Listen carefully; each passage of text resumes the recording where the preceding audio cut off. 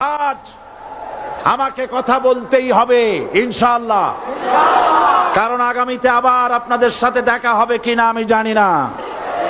কথা বলতেই হবে। বসেন, কেউ দাঁড়িয়ে থাকবেন না। আমি দেখতে পাচ্ছি বাংলাদেশের ভাগ্য আকাশে উত্তর গগনে কালো মেঘ জমা হয়েছে।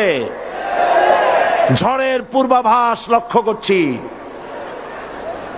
যদি মোকাবেলা করতে না পারেন সক্ষম ভাবে, এমন অন্ধকার গাঢ় কালো অমাবস্যার রাত আসতে পারে যার সুবে সাদেক হওয়া অসম্ভব।